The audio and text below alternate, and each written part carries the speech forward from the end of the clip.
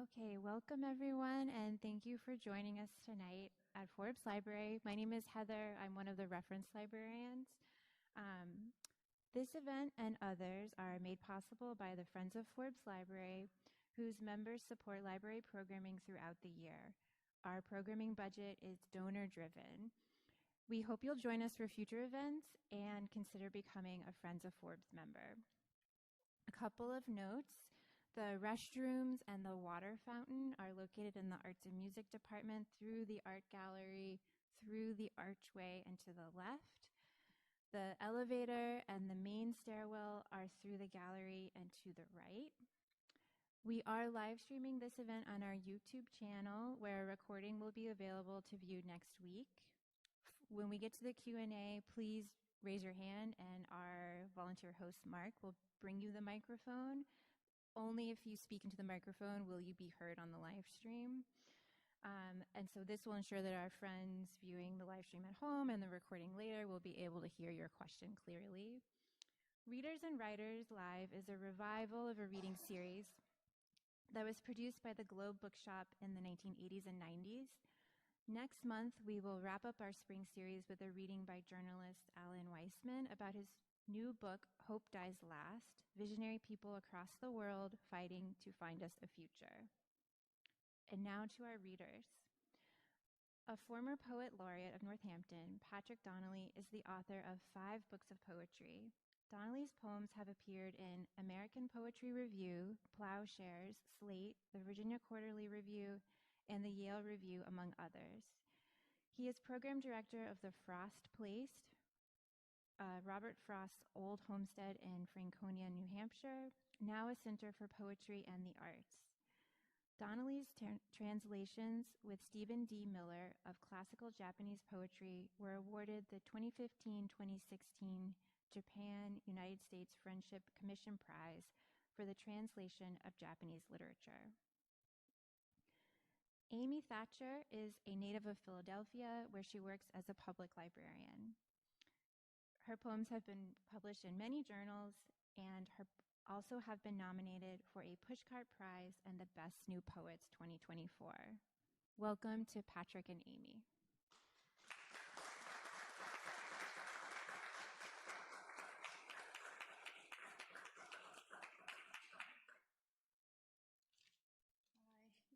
Hi, can everyone hear me? Thank you first to Patrick for initially inviting me to read with him. He's a poet who I admire greatly, and it's just amazing to be here with you. And thank you to Mark for having me, and thank you everybody for coming out on a weeknight. So I am new to poetry, and I just started writing about 5 years ago, like seriously.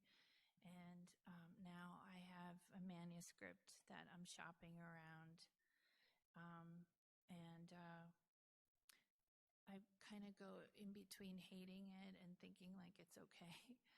Anyway, so it's a lot of the poems in the manuscript deal with my Catholic girlhood in Philadelphia and growing up like pretty much lower working class and just working my way through life, I guess. It's all about me. I'm ashamed to say it, really. It's like, it's horrible. I was reading last night and I was like, oh my God, I hate myself. Anyway, so the manuscript is called Rick James in the Garden of Eden. I used to want to be a nun for a long time, and then my mother and I watched an award show on TV, and I saw Rick James, and he was performing the song Super Freak, and he was in like tight black pants and a leather vest with no shirt. And he was going around on the stage, and I was like, what is this feeling? I don't understand. And that was really the beginning of the end of my nunnery. Anyway, so This is the title poem. It's called Rick James in the Garden of Eden. God said, "Rick James," so Eve became her own exit, leaving petals in the maze in case of rapture. What was she thinking? It was hard to remember. Like everything else, lust becomes inexact, buried in leather. There were no more seeds in wait, no drink in the well, no deceit of greater ascension. Rick James separated light from darkness, parted skies and knees, Genesis all over the place, his arms snaked in gold. When no one was around, the Lord forgave Eve her trespasses. "Go," God said to her, "into the glitter and grind of them."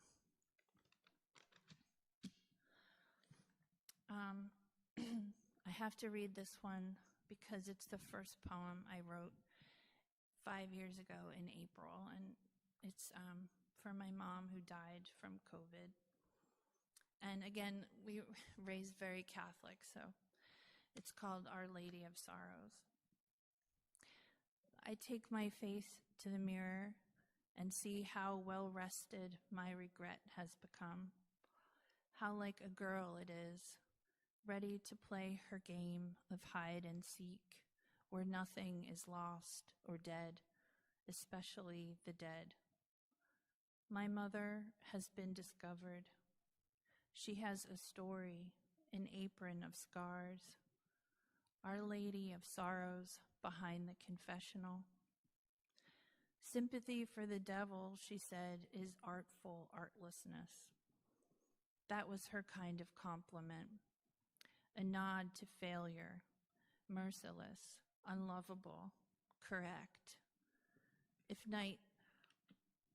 luck opened a window, night would fall out of its wheelchair and pray to the Lord, stored beautiful and extinct in his tiny gold refrigerator. In the end, she forgot.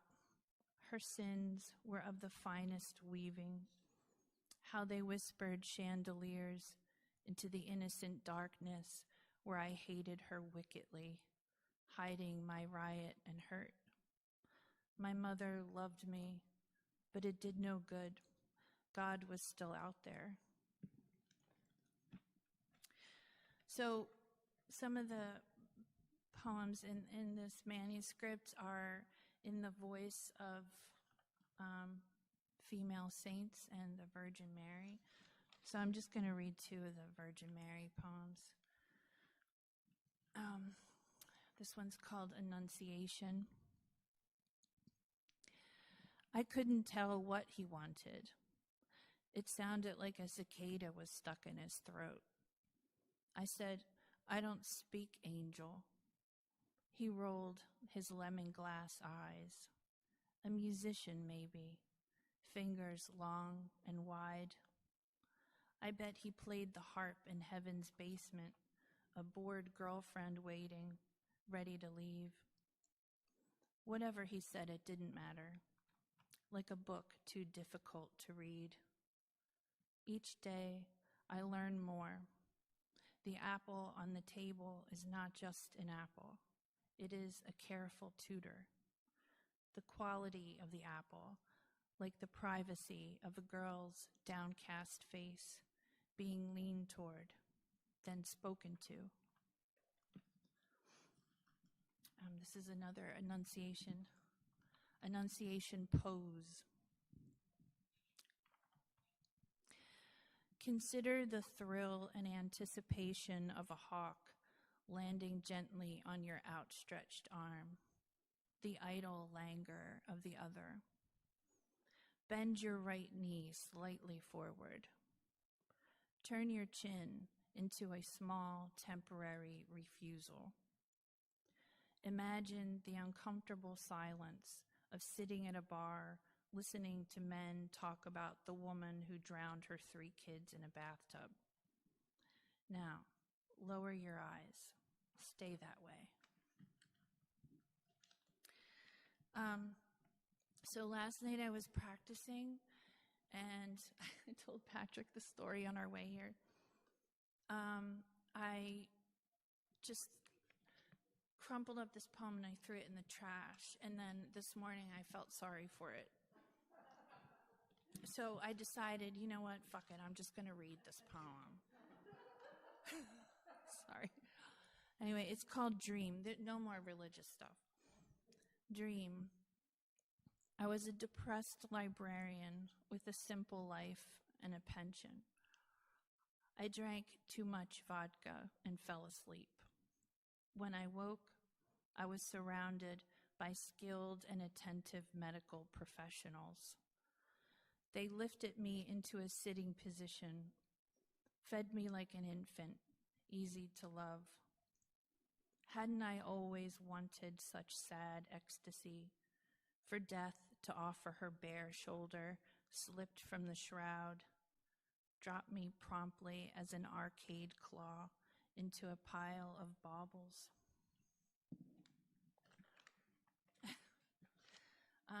This one's for Michael Mercurio, who's here. This is new. It's called How to Seem Respectable. Play it safe and say you're a librarian. No one will guess you get goosebumps thinking about punching your boss in the face while his kids are watching.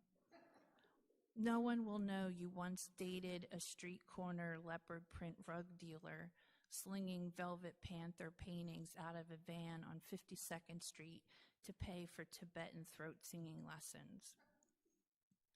No one will know what lies your shushing mouth is capable of telling, that your goodwill syndrome is a sham, obscuring the handsome deception leaning green-eyed behind the book stacks, 10 years younger, bolting like pain through the nerve of an unsteady marriage to a man who wasn't bad, who loved you. No one will know you're the kind of person who regrets hurting a fly. Okay. End days. I eat baby carrots on the couch and watch California wildfires race towards Earth's ultimate screw you. What gods are left have quit listening. I've decided to die right here in the living room with my mother lying on a rented hospital bed, thin as the spine of a deveined shrimp.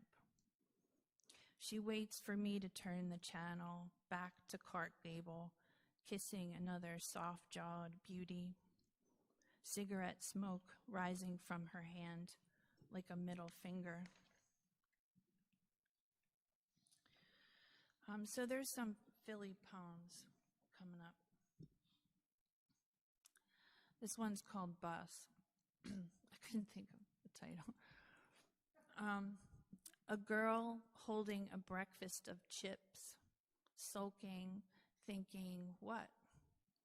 That adults are all talk, sobs, and shouts, cursing in the brightly lit way station where a man lies knocked out. Should I tell her that girlhood's white, high-necked nightgown is about to get dirty? That in the pluck of an eyebrow, Mr. Softy will offer a free cone in exchange for an open-mouthed kiss? That dolling her eyes up like a quiz show hostess will keep her safe as a suitcase tucked beneath a bus, tossed thoughtlessly as hair into the face of harm's way?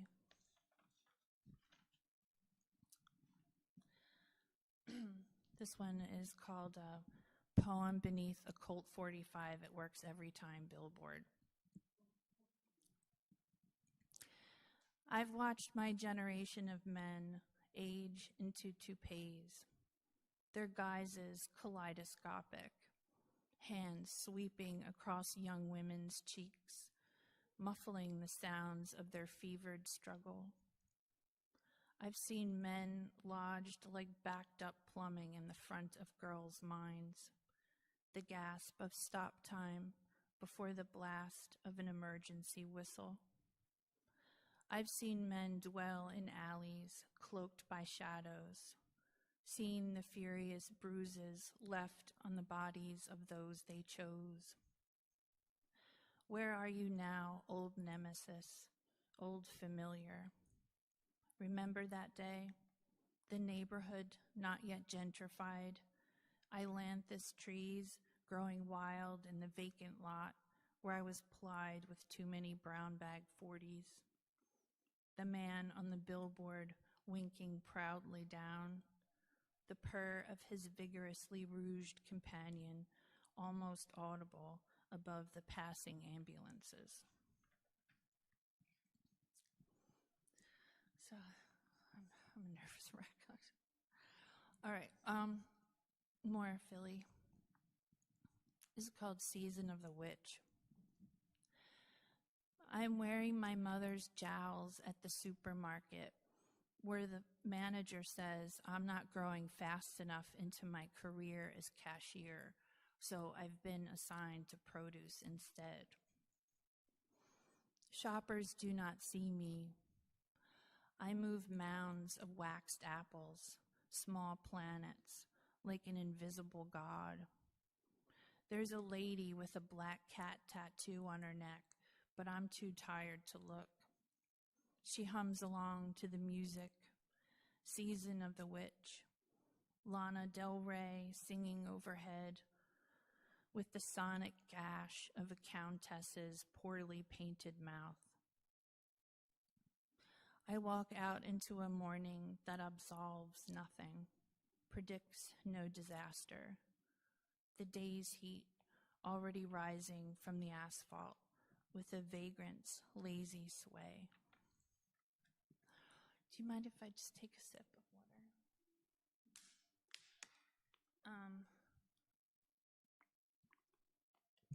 This is my New England poem. I reference New England in it. It's called In-Law Luncheon. Sometimes my past devours me like a plague, and I'm left skin and bones with people who don't know how hard it is to use a dull blade against the grain. I've risked sweetness my entire life to get a taste of this kind of blood sugar. Enough protein to grow a membrane over the eyes, obscuring the nature of hunger and who gets to eat.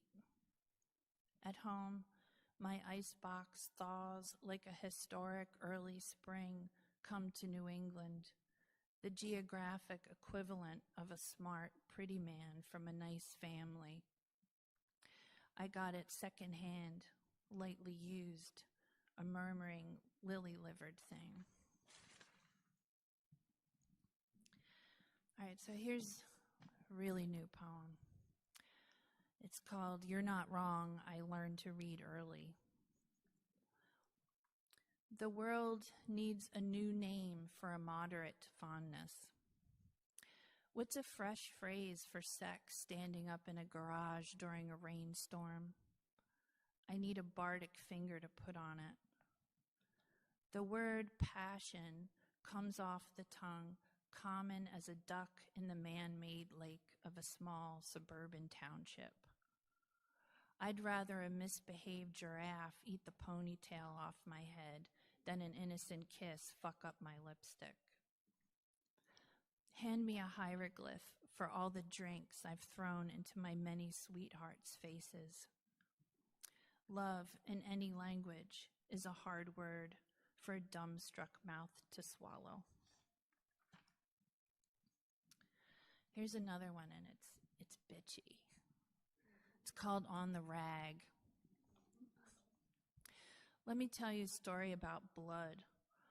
When I was 13, I wrote to Playtex to complain. They sent me a life supply of whiskey glasses to hurl into a fireplace. I may as well have shoved a wasp up my crotch. I should set some parameters, forbid myself from thinking about speeding freight trains. I'm so ravished, my whole body needs a maxi pad. Have I told you, my mother used to be a psychic, predicted there was no future for me as a sacrificial lamb impersonator. She was right. I wear my womb on my sleeve. I finished that like last week. This is like one of my favorites that I wrote, and it's for my son, Eli. He's a pain in the ass. He's the most pain in the ass kid. If you're watching, I love you.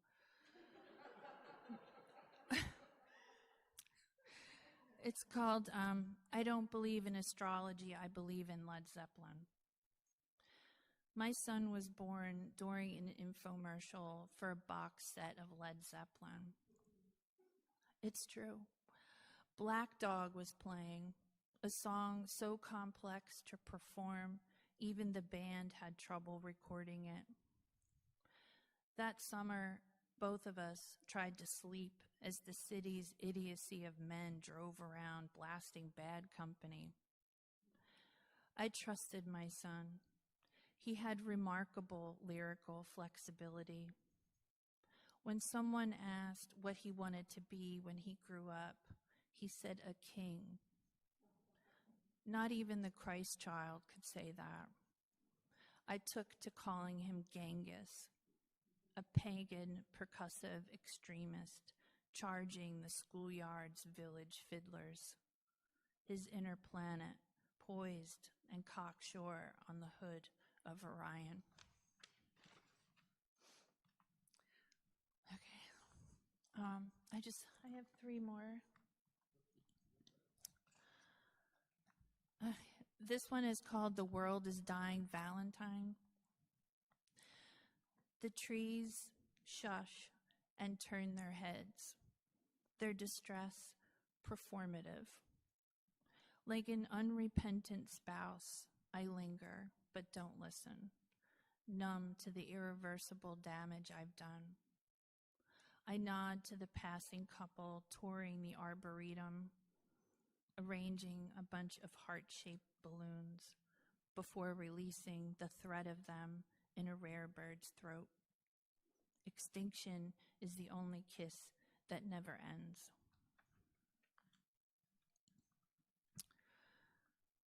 My therapist tells me to go for a walk in the woods. If something is broken in me, it's my admiration for forests. They remind me of bad boyfriends I couldn't bring home, sludgy, tousled brutes, their barked carved names now calloused over and forgotten, pastless as this spectacle of petals dotting the grass. I've been too long without nature, its nagging, uncut lawn. I'm simple, utilitarian as cast iron cracked over the neighbor man's head. Beauty's none of my business. And finally, my therapist writes a prescription. If I see another bottle of metaphorical jumper cables, I'm going to joyride off a cliff. Not really, but seriously, I'm done with all varieties of saviors and defenders of good behavior. The Ativan can wait in a drawer until I'm done feeling reasonably anxious. Speak of the truth. Here comes A Dark Night of the Soul, directed by Cecil B. DeMille and starring my mother, who disses Moses for the silver spoon stolen out of his mouth. Nothing cures the quest for eternal optimism like a biblical epic high on rhinestones. I've grown into my woe, let it go to the prom alone, the limo hitting every pothole home. That's it. Thank you.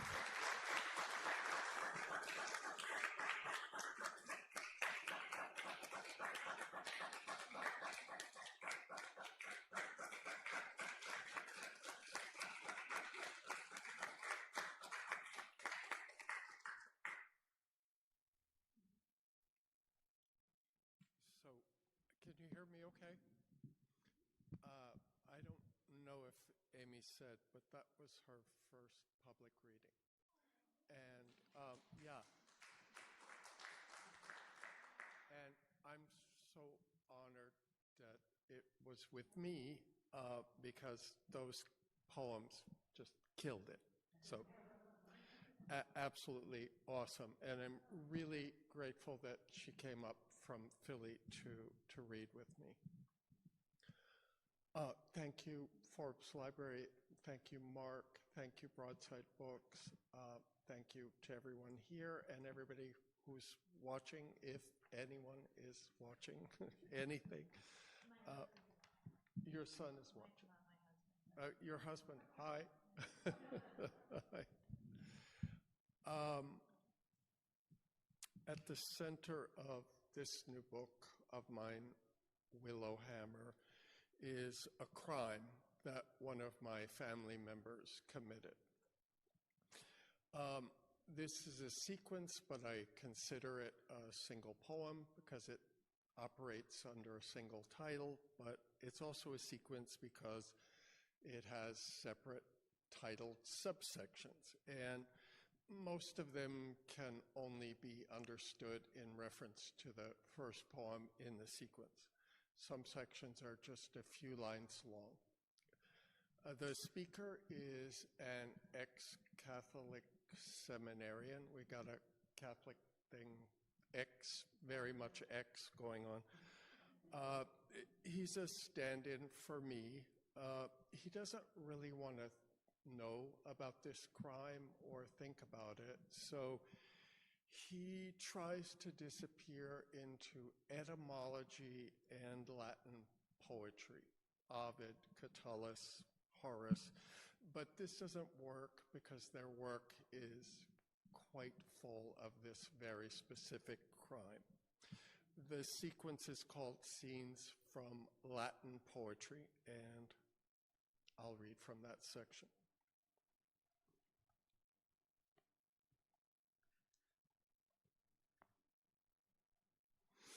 Willow flower. You know how you can know some things but forget you know until it's time to remember?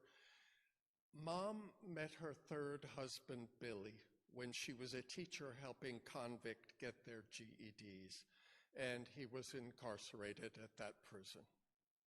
When he was paroled, they wed in the backyard with petunias, plighted their troth, as they said, while I sang a song, lyrics from the Song of Solomon. A garden enclosed is my sister, a spring shut up, a fountain sealed. And then Mom brought this Billy person into the house with my actual sister, who at 14 was skinny as a willow in flower. 8 years older, I was far away, gone, useless, just the three of them in that house.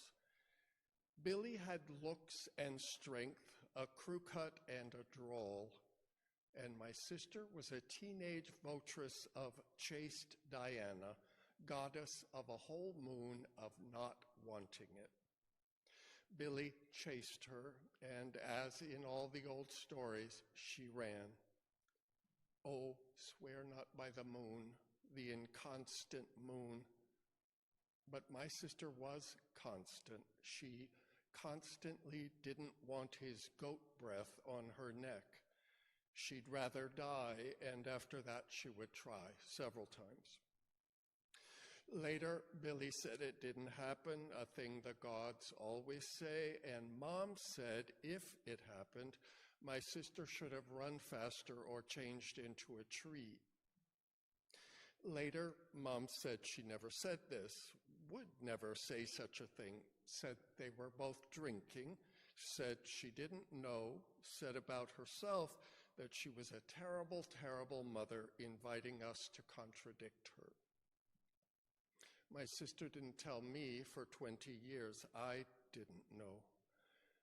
That year I had been at a seminary, for fuck's sake, chaste votary of pale Jesus, while my sister ran away, lived on the street, and I didn't hear when Mom and Billy broke up. And when he went back to prison for holding up a Circle K, I was mopping the marble chapel and studying Latin. Da mihi multa basia, mea bella puella, translating Catullus for a test. Da, imperative case. He commanded the girl to give him hundreds of kisses. So many, a bewildering number, to shake everyone into confusion. No jealous person could touch him because no one would ever know the true number.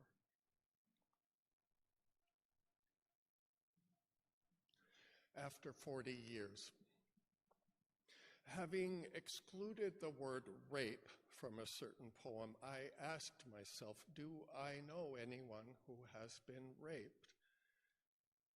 It took me a moment. Billy, a boy's name, like Billy the Kid, diminutive of William, Germanic, meaning helmet of desire. The word Billy in Urdu means pussy, pussycat, shaft, and preventer. People want to forget that the names of God include the delayer, the subduer, the compeller, the distressor, constrictor, humiliator, abaser, avenger, the taker of life. Baby, I've seen angels drive the wind.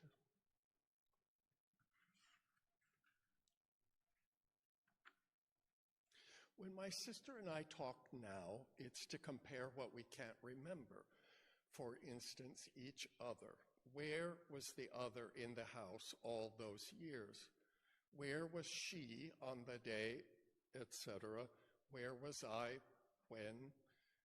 Where was everyone?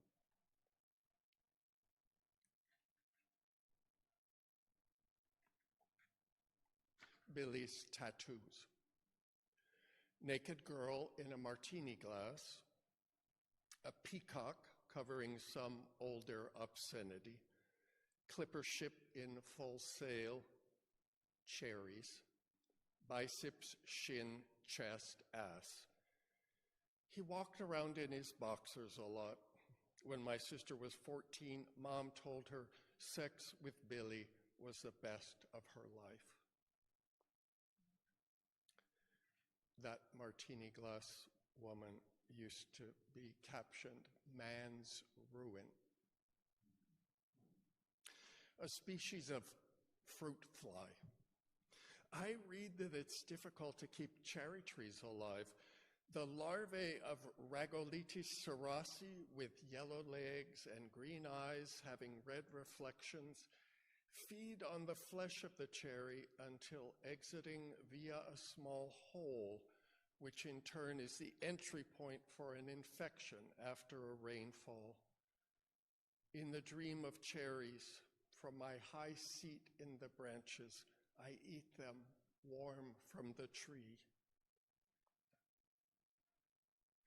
Planned Parenthood invented fries, a memory model for consent.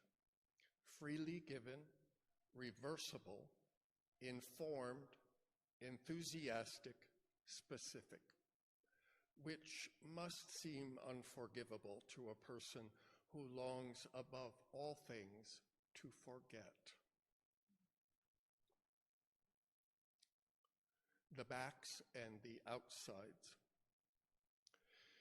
Billy told me to do the dishes again, because I hadn't washed the backs of the plates and the outsides of the bowls. He was right, something I face each time I stand at the sink. Sometimes I think of saying what Billy said to me, to my husband, who also doesn't wash the backs of the plates or the outsides of the bowls. But I can't say it. I can't make my mouth. Here is a curated list of rapes in Ovid. Alcyone turned into a kingfisher, Anaxarete turned into a stone, Arethusa turned into a lake, Callisto turned into a bear, then some stars, Cyone dissolved into a pool of tears, Daphne turned into a tree, Dryope a tree, Io a cow, Leucothoe nictimene syrinx, frankincense, hoot owl, hollow reeds that rustle in the wind. Rattle, tittle, tattle when people are trying to rest. Why dredge up the past? For once, can't we just have some peace and quiet? It was Gia Tolentino who said, I think a lot of people in this world have turned into a tree and then turned back again. For instance, my sister, who in the more recent past gave our real dad many more chances than I, visited, bothered to cry when he died, took care of our mom at the end, left her first husband twice before the final time, had her nails painted with sunflowers for her second wedding, which also didn't take.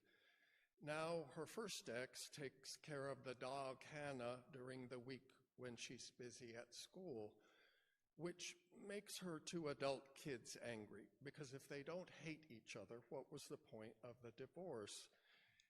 Teaches with a body mic because the thyroid surgeon screwed up her voice, sometimes forgets to turn it off in the bathroom, comes back to find fifth graders giggling at the sound of flushing, funniest of all the world's infinite sounds. Walked so far down the long corridors between portable classrooms that she cured her diabetes. Joked about day drinking when 6 of her class came down with COVID, including the boy who always had to sit right next to her because he pulls the girl's hair. Sunflower, Helianthus annus, exhibits heliotropism, symbol of adoration, in the young flower stage only. Citalopram and gabapentin for depression, named the gray kitten cenizas, Spanish for ashes.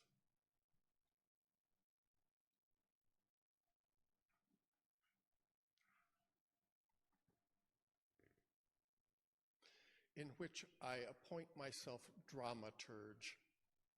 This time, the Billy character is paroled onto an oil platform in the middle of the Gulf, overflown by a lone brown pelican. Mom never met Billy, never had the best sex of her life. Christ never had to save me. I never had to believe in any holy pelican who would tear its own breast open before it would let its brood go hungry. Palindrome. Finally, like and unlike that girl who begged any elemental that would listen to thicken her body so the god wouldn't chase her anymore, every day this year my body grew grosser and more rank. No god will ever wear what I leave in his hair. In his hair, no god will ever wear what I leave. My body every day this year grew grosser and more rank. So the god wouldn't chase her anymore. Her body thickened. Any elemental would have listened when that girl begged. Like and unlike, finally. The last poem in this sequence looks like this. It has a sort of grayed out poem in Latin above the poem in English, which I had back translated by a Latin scholar from my poem. And it is a real Latin poem in meter and rhyme. And the grayed out quality is because this guy can't hide anymore. His ways of hiding are evaporating, disappearing. Now I remember my little sister that was, little willow of glass, upon whom he laid his hammer hands. Thank you very much.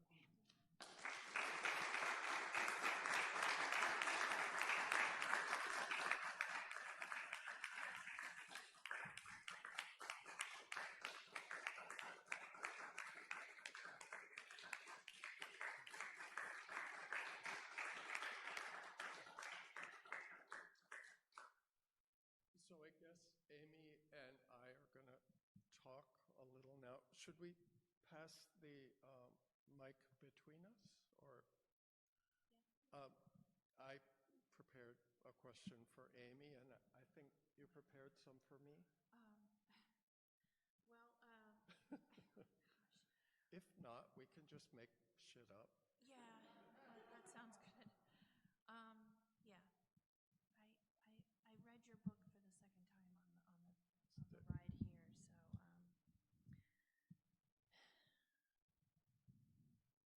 so my question for you.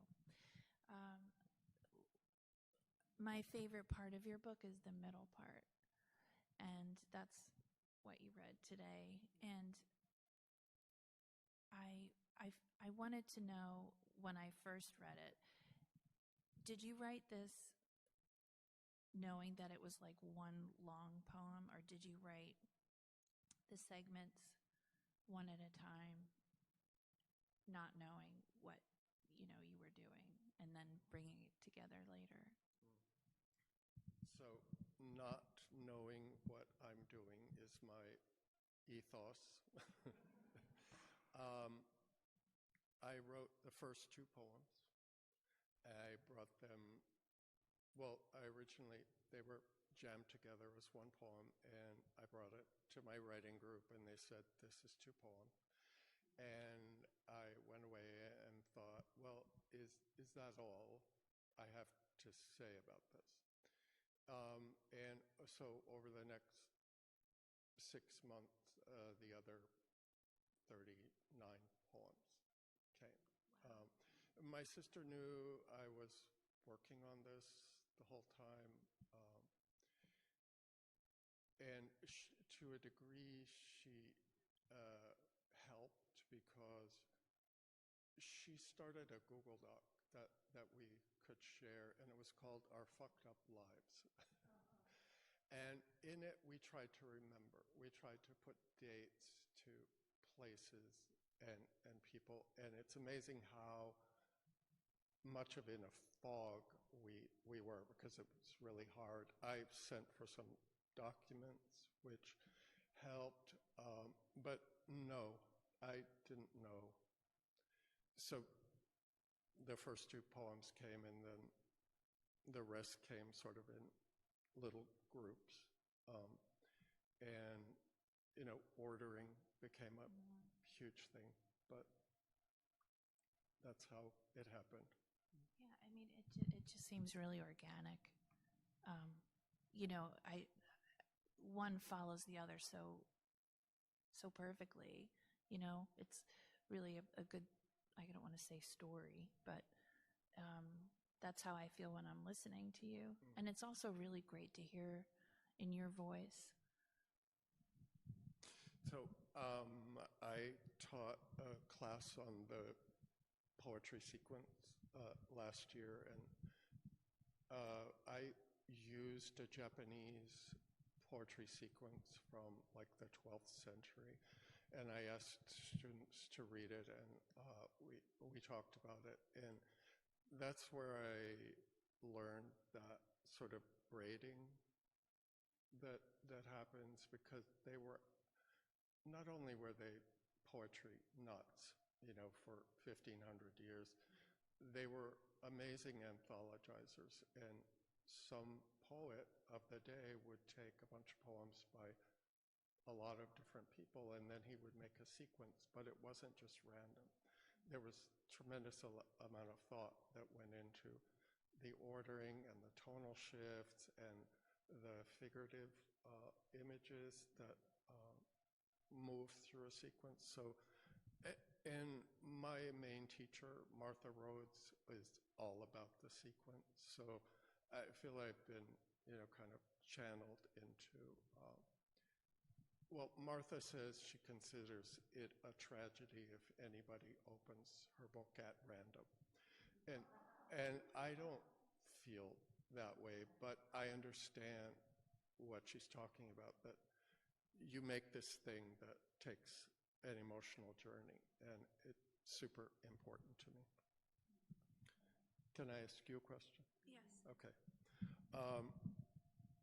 Amy and I met when she was a student at the Frost Place, and was that in person or online? No, it was online. It was online. So, and she brought some poems to workshop that I didn't understand, and that's what I told you, right? And I felt like you were kind of angry at me because the impression I got, Amy never said this, but the impression I got was you hoped there was a really great kind of poetry that didn't involve disclosing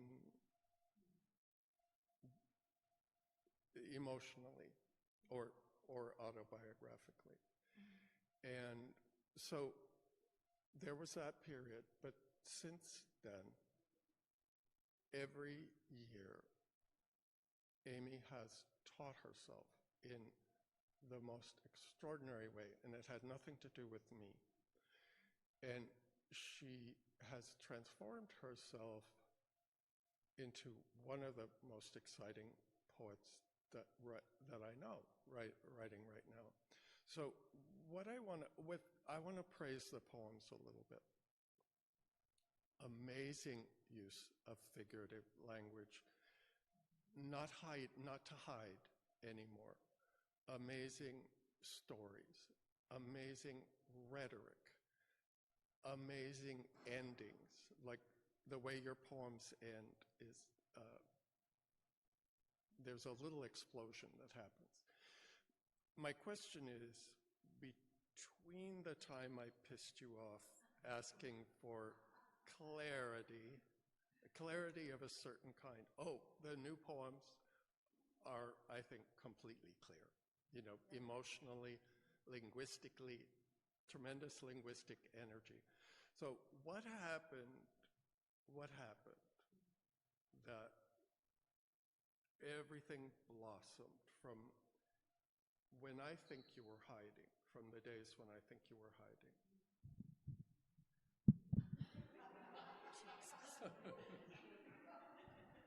Really? Wow. Well, I remember you saying, like, what is this poem about? And I was like, what do you mean, what is this poem about? Yeah, I was a little teed off. But I understood that it was important for me to keep working on it because I never studied poetry. Like, I didn't know what the hell I was doing. So I think to answer your question, I was at that time, I started writing like 5 years ago. And maybe it was about 3 years ago that I was in your class. So, or 4, maybe 4. I feel like I was working on like techniques of imagery. Like I was working so hard on like polishing that type of language, and I don't think I incorporated those moments and that kind of language into a narrative. And I had a lot of problems with like talking about myself. So a lot of that manuscript is persona poems in the voice of, the saints, Saint Joan of Arc, Mary, a lot of Mary. So that's what happened. I was like polishing this, like rhythm, music, and then image, and then I remember you said you have to write narrative poem, and that's how we ended the class. I want you to write narrative poems with no imagery, nothing, just write. And so I spent the rest of the summer like Sylvester Stallone, like with one hand behind my back trying to do push-ups, like the strong hand behind my back, because I was getting good at like making images. And then I also did a hell of a lot of reading. So I was reading, I want to say Diane Seuss. Who the hell doesn't read Diane Seuss, really? And, this conversational tone that she has in her poems. And I started to feel like, okay, like I can do this. Like I can do something like, talking and having some kind of place for the poem to go.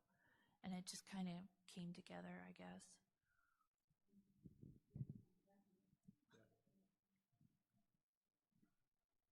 Okay, that's it. If you guys have any questions, happy to answer them.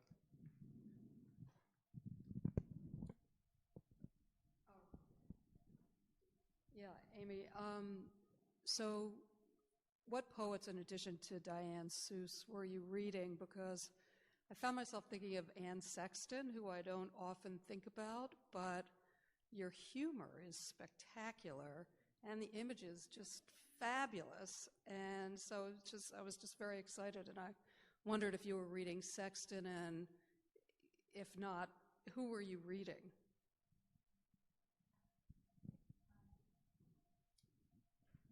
I'm really not well read. No, I wasn't reading. I think I've read like maybe 5 Anne Sexton poems. I'm so embarrassed to say that because I feel like I really should. Let's see. I now I'll have to read some more Anne Sexton. I was reading a lot of Marie Howe, Diane, a poet named Alexandra Teague. I love her. I was reading, oh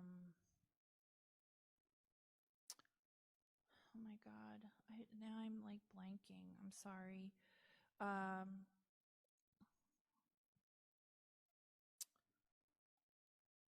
Patrick, who was I reading? Who else was I reading? You'll remember later. Oh my gosh. There's a wonderful poet that actually I think is Patrick's the middle part of his book that I love so much. Tom Andrews. I was talking about him last night. Tom Andrews. He's passed away.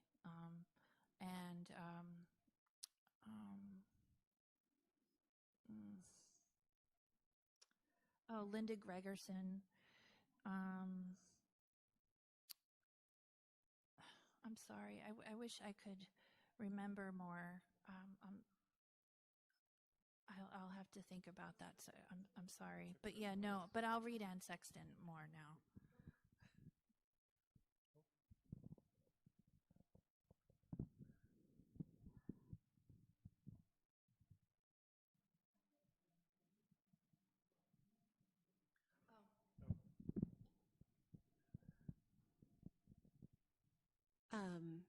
Thanks to both of you, because it was such a delight to hear you. I mean, Patrick, I've heard your work and recently, but this was again a treat. And Amy, I just am so happy to be hearing you in person. You know I love your work. I'm wondering, I guess as a follow-on to Jan's question, what are like the source texts of your heart, like not the things that you read, the things that really animate your way of making poems.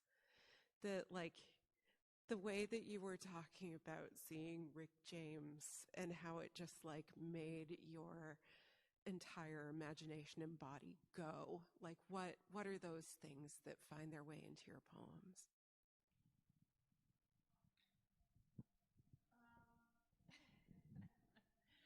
Wait. So, what? Like, I don't understand your question really. Like how? Like my way of thinking. Like. Mhm.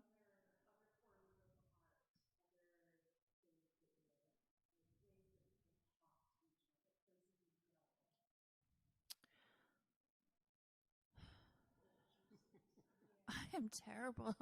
I'm sorry. Yeah. I'm a public librarian. I mean, in the city of Philadelphia, which is a mess. So, I mean, everything is just so weird.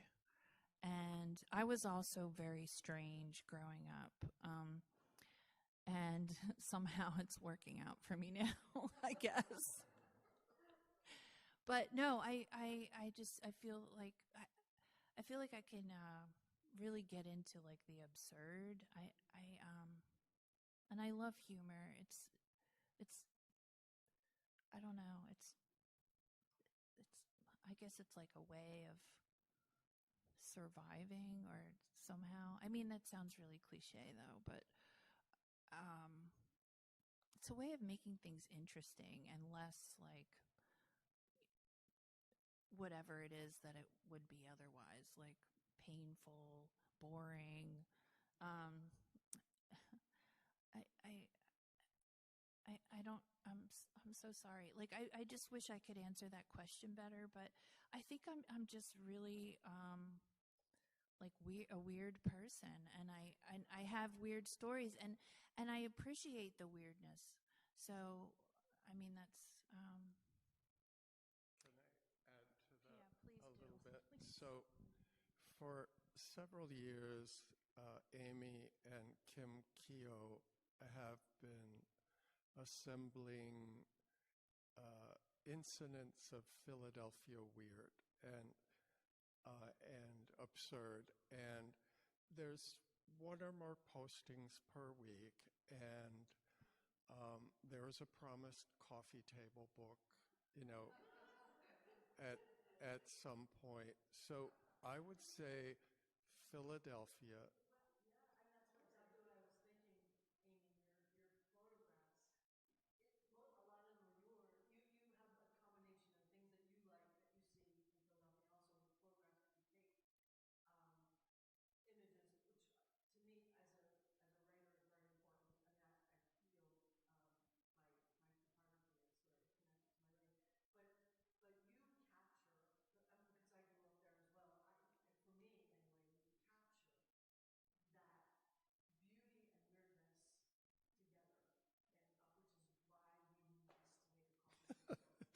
Well, and it's about attitude. I think it's about Philly attitude, which does not put up with anything, and just often blossoms in very strange ways. And I love it. Yeah.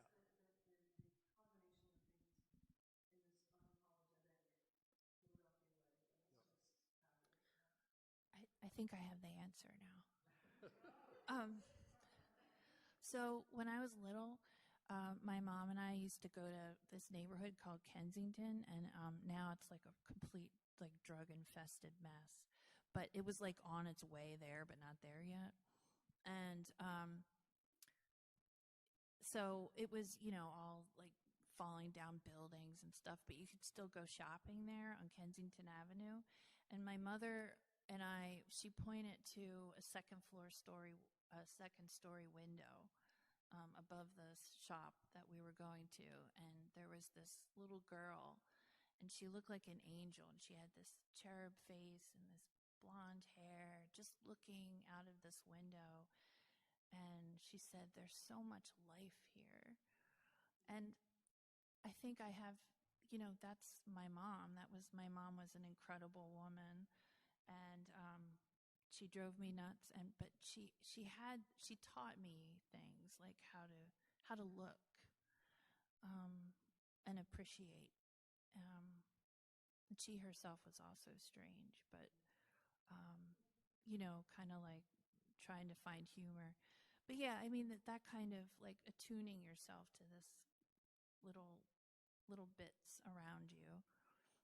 And I think when I first started writing whatever I was trying, it was a visual like interpretation of something I would see and making it into words, like making it interesting. So I think it's the visual, really, I guess, first. But that, finding beauty in strange places and meaning in strange places. Thank you for asking that.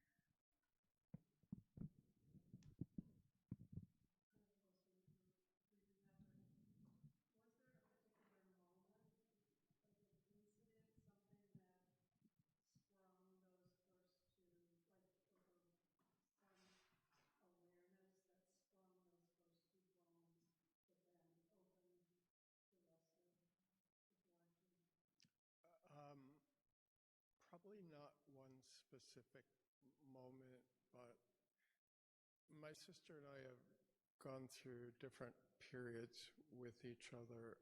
We were estranged for a long time, and then we found our way back to one another. And I think it was probably that, and both of us talking about what happened and thinking about it. And she had read the book. She went and got it. I was planning to send it to her, but I was afraid that it would upset her very much. So she didn't wait. She went and got it out of the public library, and she read it, and she called me crying, and she said, "You stood up for me." That was basically what she took from it, that someone had finally stood up for her. So it won't change anything, but it brought us closer. Yeah. So. Another question for you. Sure. So your book is like one heartbreak after another, and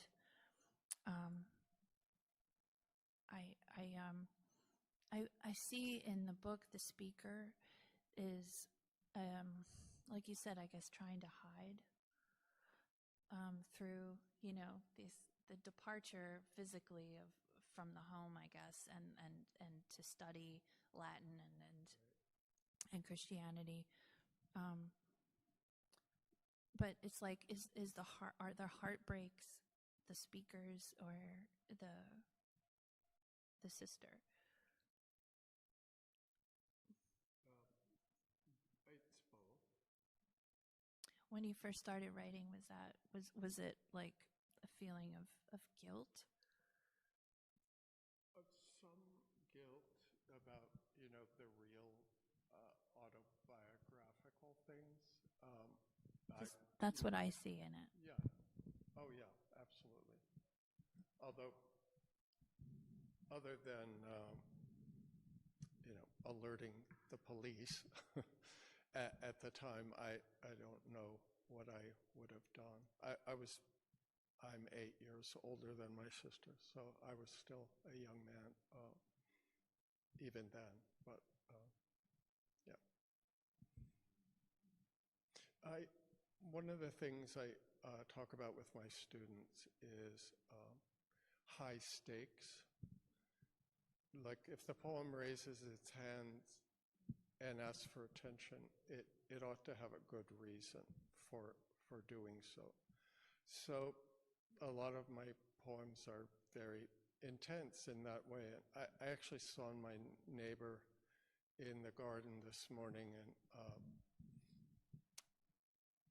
he said, "How are you doing?" And I said, "I'm fine. I'm getting ready for a reading tonight at Forbes Library in Northampton." And he said, "Oh, what are your poems like? What are they about?" And I said, "Well, this book is very dark." And he said, "Well, if you ever write any poems that aren't dark, would you show me?" And I said, "Well, there are a lot of poems of mine on the internet. You can Google them," but I don't think he will. But is that Linda Pastan, that poem, Why Are Your Poems So Dark? I love that. Yeah. Shall we go drinking? Yes. Thank you so much, everybody. Thank you.